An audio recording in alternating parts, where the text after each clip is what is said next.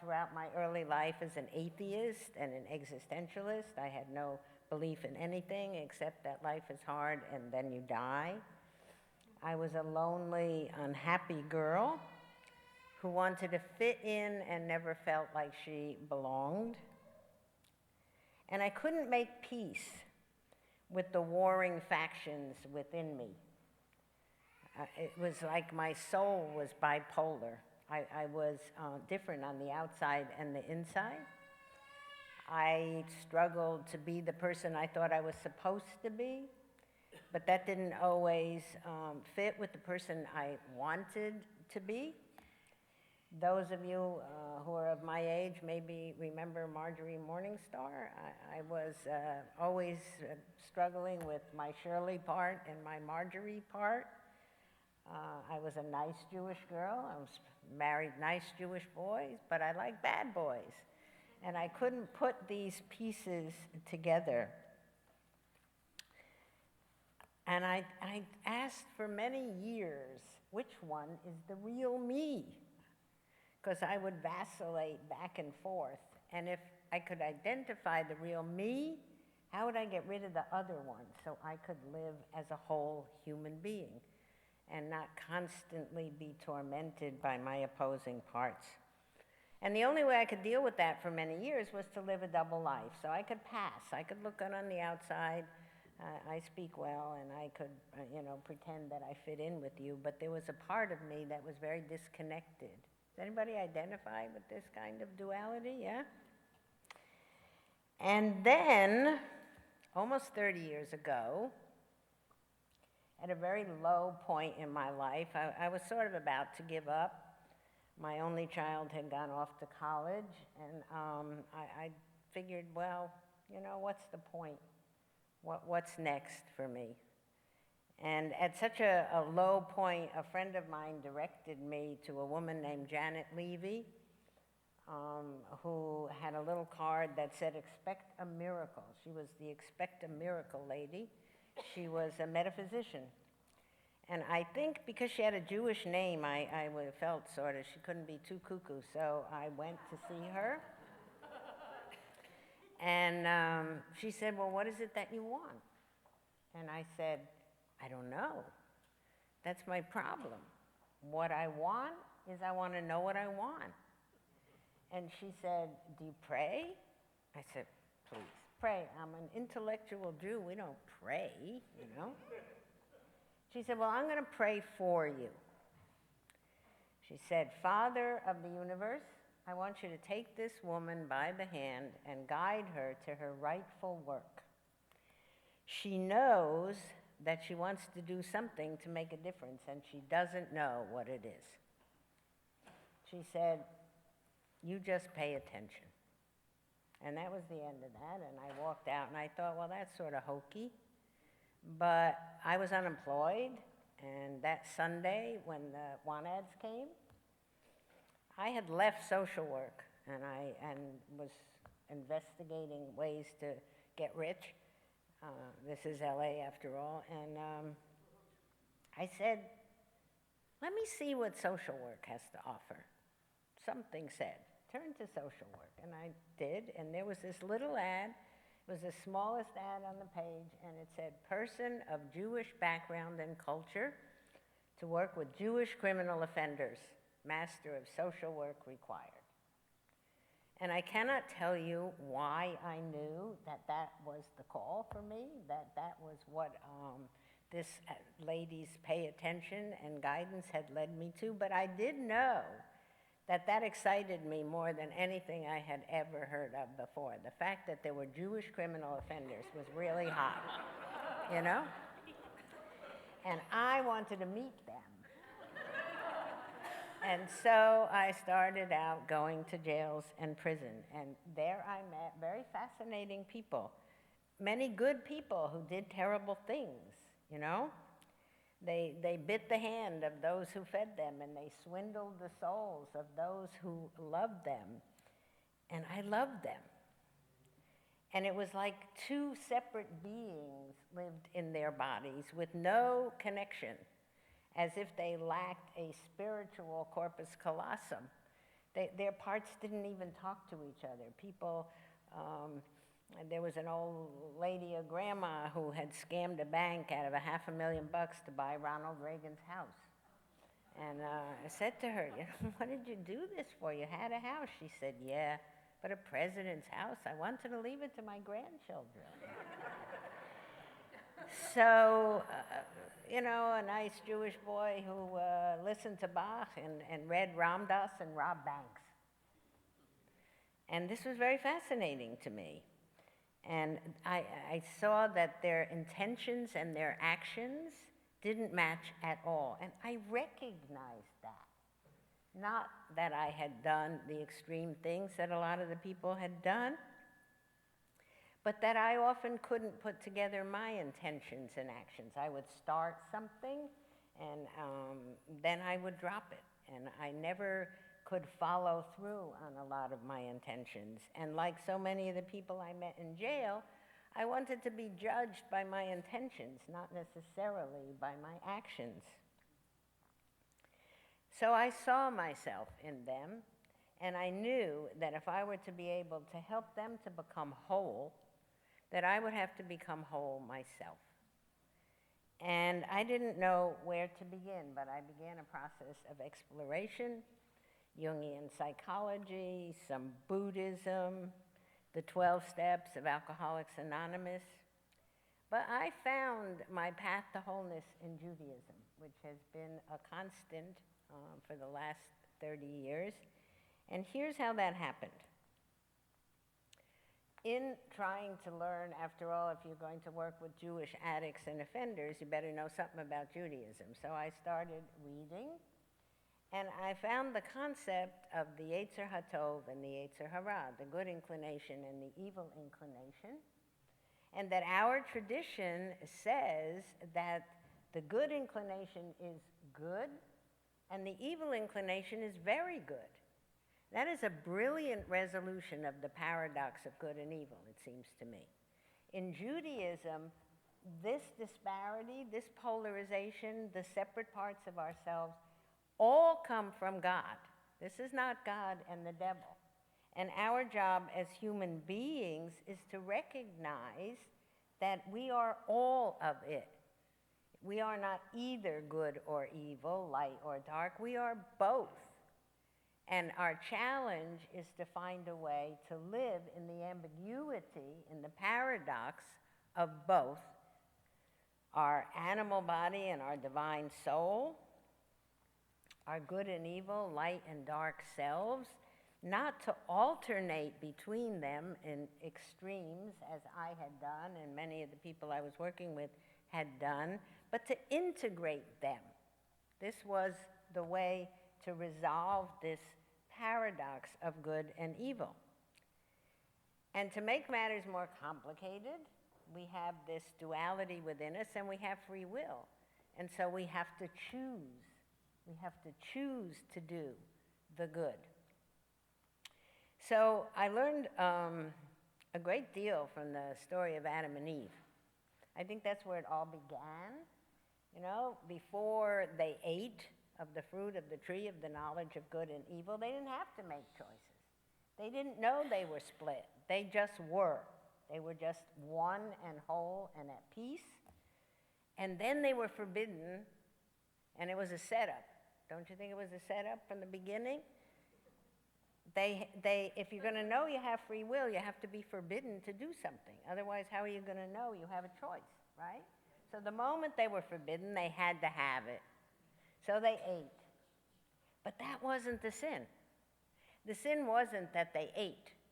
The sin was that when God came and said, "Where are you?" they hid in shame. Not only did they hide what they had done, but they blamed each other. And I think that we've continued to do that throughout our lives. That had they said, "You know what, God? We were really tempted. That was hard when you told us no, but we did it. And now we would like to make teshuvah, and we would like to make amends, and we would like to not do that again." All of our lives would have been different, I think. But that's not what happened. And what we inherited was shame and blame. And so it's very difficult for us to admit or to own the parts of us that ain't so fancy. We hide them. We're ashamed of them. But I believe we're also wired, hardwired, to return to wholeness, to return to the garden, to return to the time before we had to choose.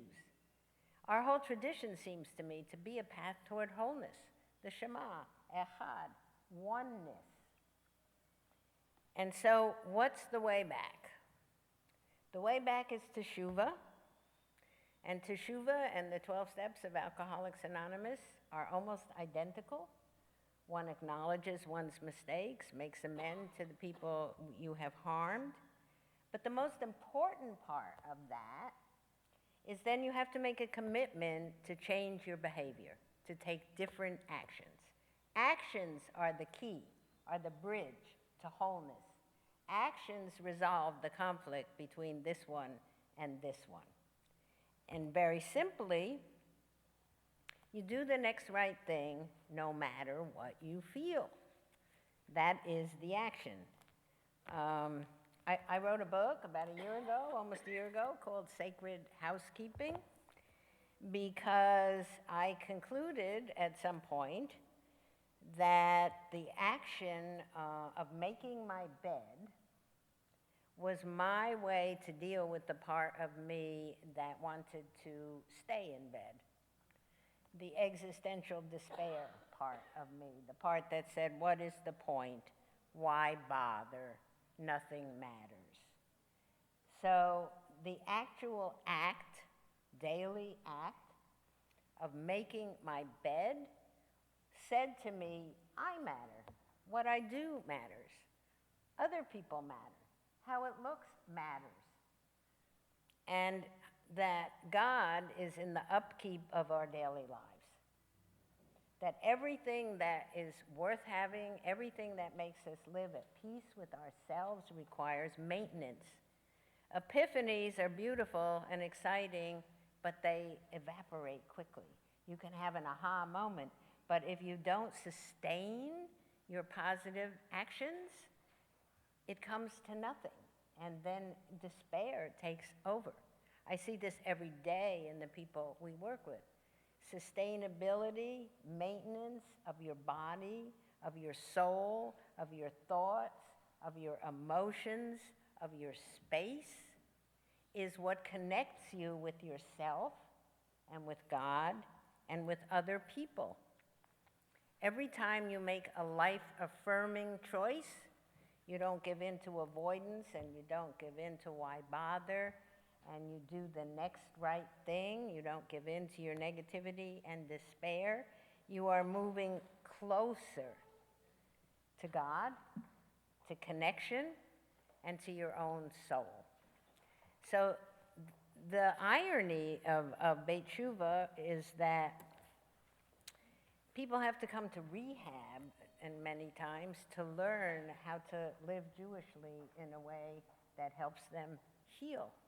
A lot of the people who come have left their Judaism, and we're seeing an increasing number of young people who don't believe in anything.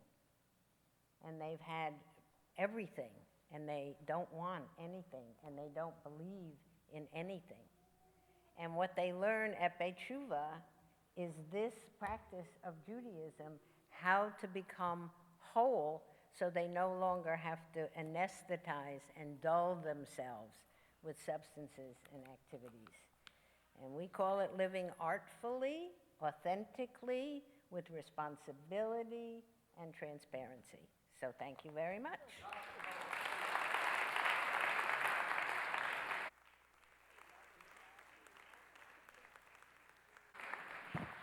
I just want to say you must purchase this book. Of course, it's Shabbos, but what we have done, our wonderful and new program director, Devorah Servi, who is here, membership associate, pardon me. She's wonderful, whatever her title is.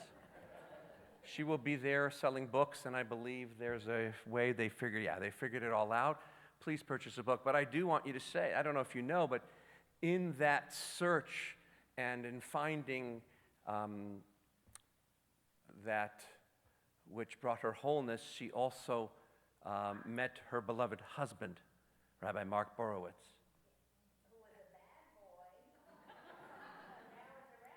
Right, right. He was a bad boy and now is a rabbi. Not much has changed. So I do want to just also, not that I would publicly correct, or embarrass Rabbi Bernstein, but she had mentioned so lovingly to include me that Harriet and I go back to the way beginning. That is not accurate. I did not meet Harriet at the way beginning. He means in jail. Right. I just wanted that clarified. Not that I'm just what I made, but it's been about 15 years, and it's been a pleasure to be a part of Beit Teshuvah. We are so honored to have really a partnership with Beit Teshuvah. We are. Thank you for clarifying. Beit Teshuvah and the work of Harriet and so many others, all of us really, is to help each other find our ways home and find our paths home and change direction when it feels like that's going to be teshuvah. That's going to be actually, in fact, a return. So we have the great honor and responsibility tonight as the Jewish community of the Palisades to represent all of the people Israel tonight and to welcome into the covenant David Tibby, who has found his path, and that path is the Jewish And a shaver. path. And he had curly hair to about here last time I saw him. And a full beard. So I thought he wasn't here tonight. So, David, lots of changes apparently are happening. Come, please.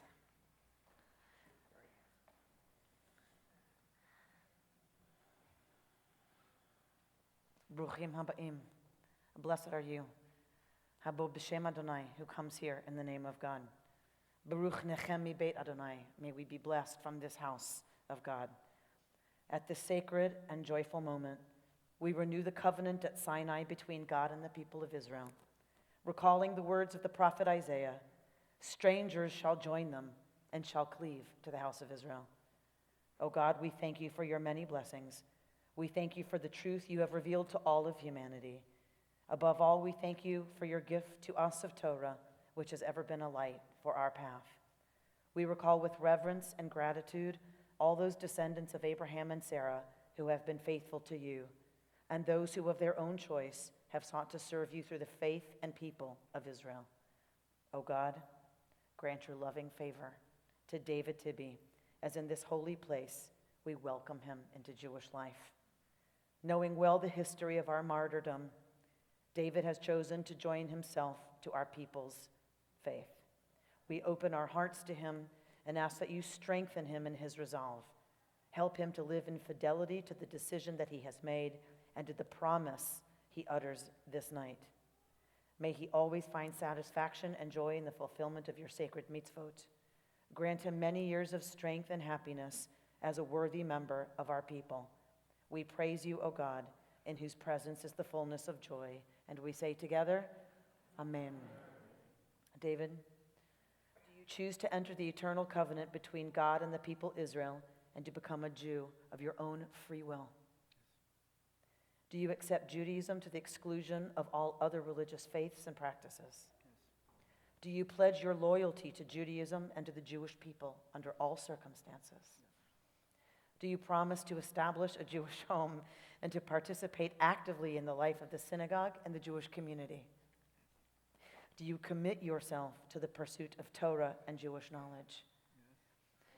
And do you promise, if you choose to have children, to raise them as Jews? Do you promise to be a role model to all Jewish children as a Jewish man? Yes. Then, I'll ask that we rise.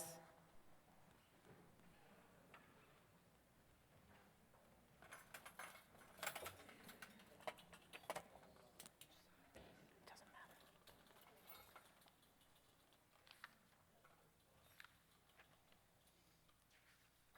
You stand, David, before the open ark and hold in your arms the Torah, the Jewish people's most cherished treasure.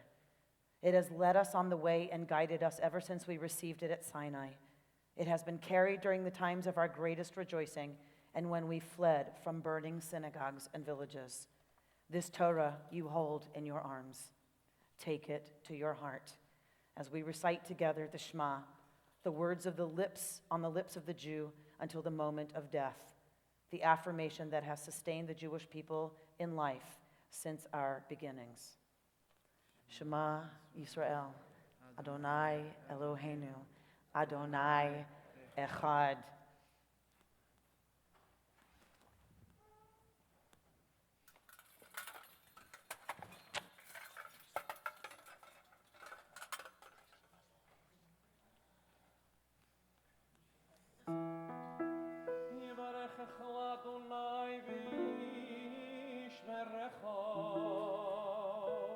May God bless you, David Avraham, and may God be gracious to you.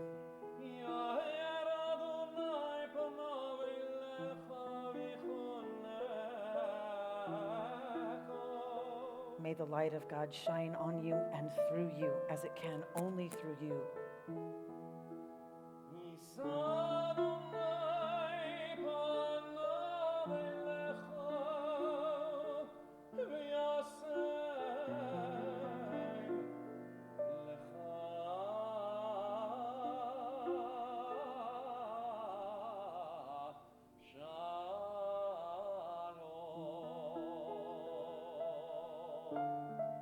May the divine countenance be lifted up because of you and the choices you have made and continue to make.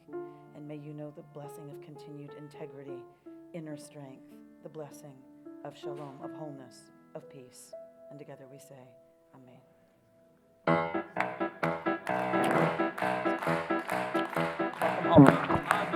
Mazel tov, simen tov, mazel tov, mazel kiddush. Yeilanu, simen tov, mazel kiddush. Simen tov, mazel tov, simen tov. Simen tov, mazel tov, simen tov. Yeilanu, oh yeilanu, oh lechol Yisrael, Yeilanu, oh lecha Yisrael, David melech Yisrael, Chai v'kayam, David melech Yisrael, Chai v'kayam. Page 119, we bless the source of life that gives us the fruit of Kai. Baruch atah Adonai Eloheinu melech haolam borei peri hagafen. Baruch atah Adonai Eloheinu melech haolam asher kiddushanu b'mitzvotav b'ratzavanu v'shabbat kadosha ve'ahava uvratzon hinchilanu zikaron lema'aseh v'reishit ki hu yom techila lemikra'ei kodesh zecher l'tziat mitzrayim ki eleinu karata ve'otanu kidasha le'avodatecha v'shabbat kodeshecha be'ahava uratzon inchaltanu. Baruch atah Adonai mekadesh hashabbat.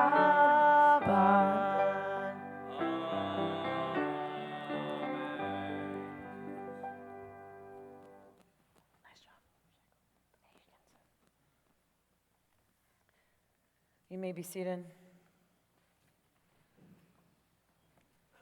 It is our way to conclude every service, every time of being together, every time of joy and celebration, remembering those who we've loved and we have lost.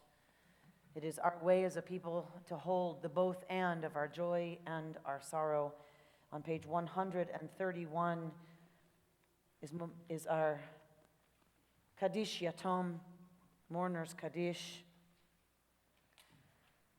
As always in our community, we remember those who perished in the Shoah in defense of our country and the land of Israel, victims of terrorism, and all those who have no one but us to say Kaddish for them. This Sunday is the funeral for Helene Barban, who died yesterday.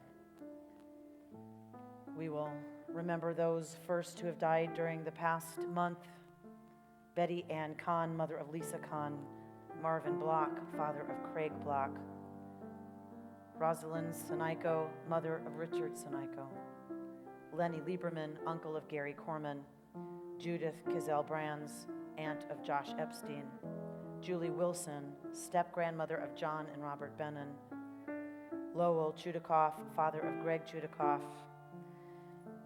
We have on the back of our Shabbat pamphlet the names and relationships to our KI members of those who have a yard site that we are commemorating this Shabbat.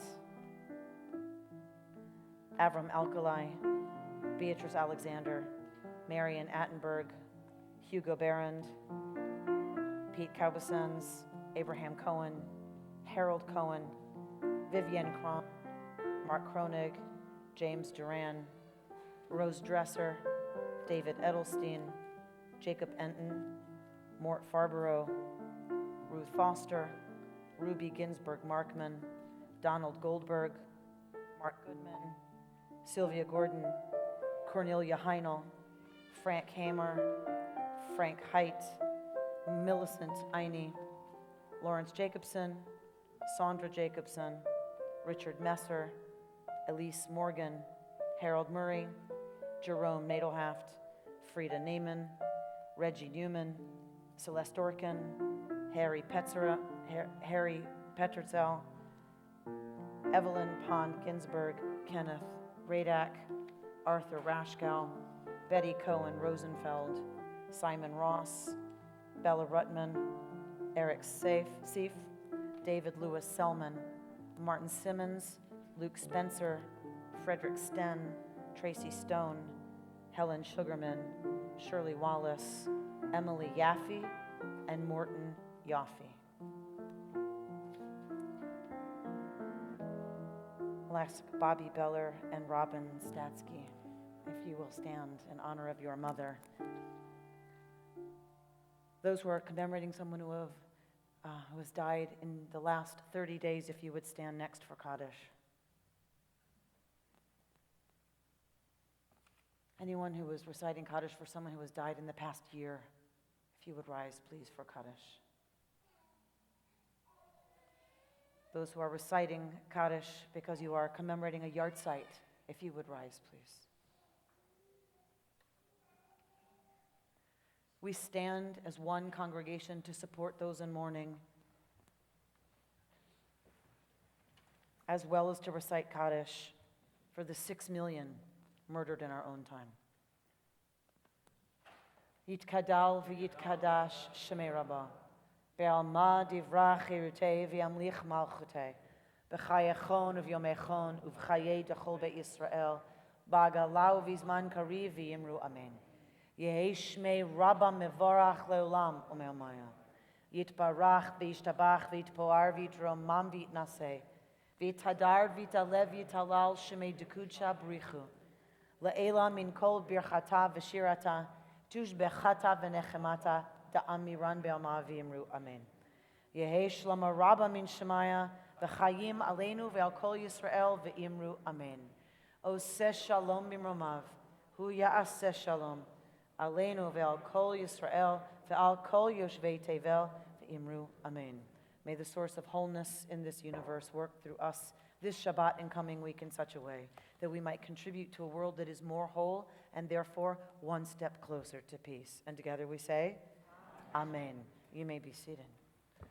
Before we conclude, Rabbi Bernstein and I, who were not able to be with Richard Seniko when his mother passed away in Wisconsin. And my dearest, dear friends, of course, Richard is one of them, and Patty, but also Bobby and Jim, Bobby who's just lost her mother, and I unfortunately can't be there on Sunday to be with Rabbi Bernstein when they lay her to rest. So I'm dedicating a song to both Rosalind and Helene. So we as a community that can envelop them and support them and all those who are in mourning. But to Rosalind and to Helene, we remember them.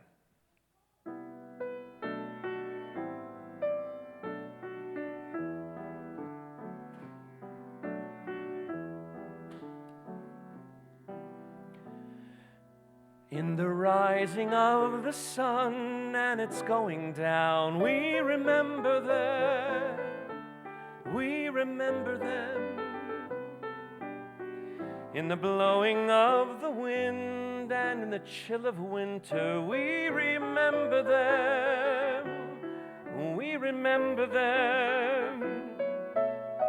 In the opening buds and in the rebirth of spring, we remember them. In the blueness of the sky and in the warmth of summer, we remember them.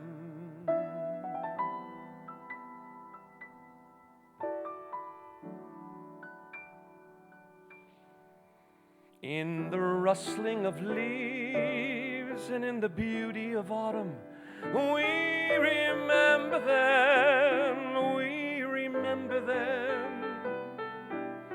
In the beginning of the year, and when it ends, we will remember them, we will remember them. When we are weary and in need of strength, we remember them. When we are lost and are sick of heart, we remember them.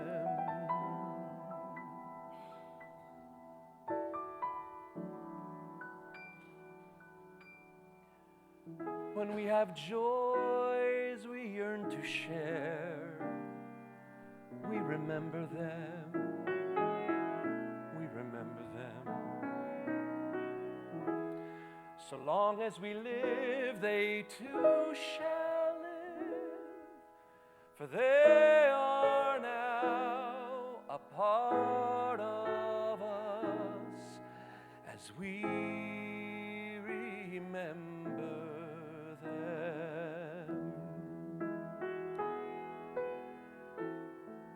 We remember them.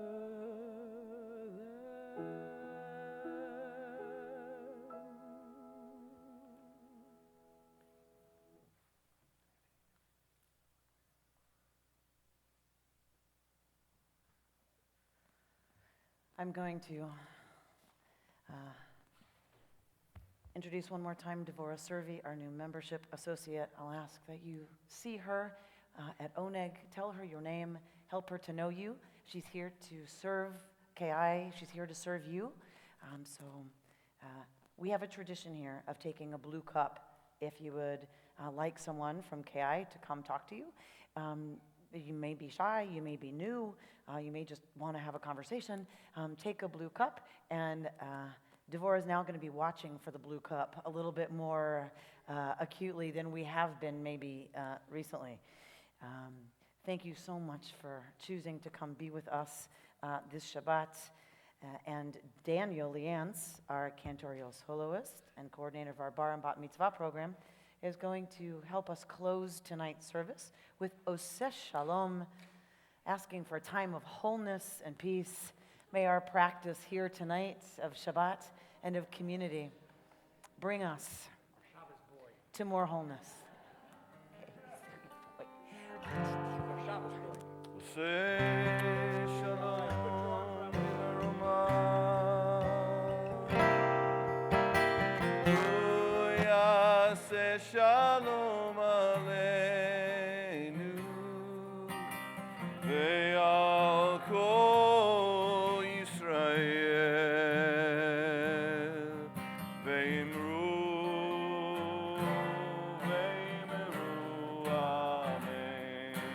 Yaseh Shalom, Yaseh Shalom, Shalom Aleinu ve'al kol Yisrael. Yaseh Shalom, Yaseh Shalom, Shalom Aleinu ve'al kol Yisrael. Yaseh Shalom, Yaseh Shalom, Shalom Aleinu ve'al kol Yisrael. Yaseh Shalom, Yaseh Shalom, Shalom Aleinu ve'al kol Yisrael. Yaseh Shalom, Yaseh Shalom, Shalom Aleinu ve'al kol Yisrael.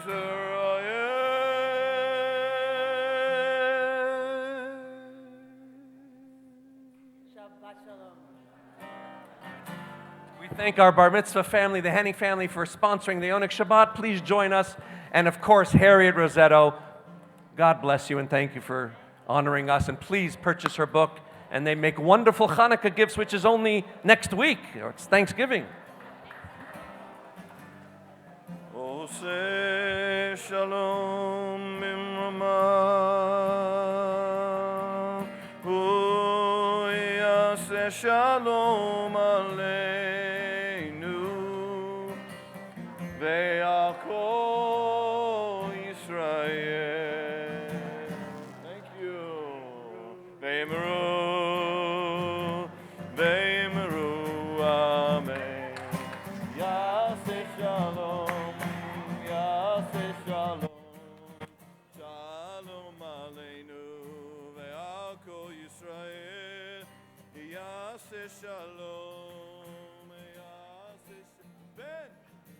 Shalom Aleinu ve'al kol Yisrael.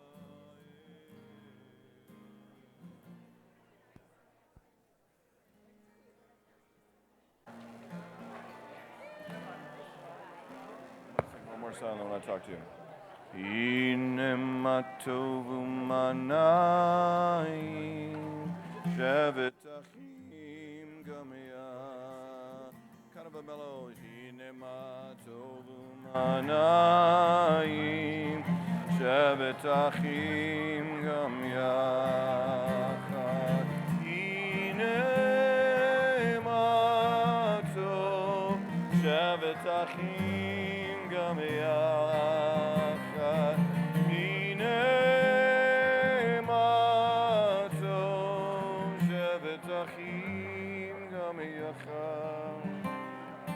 Hine matov umana.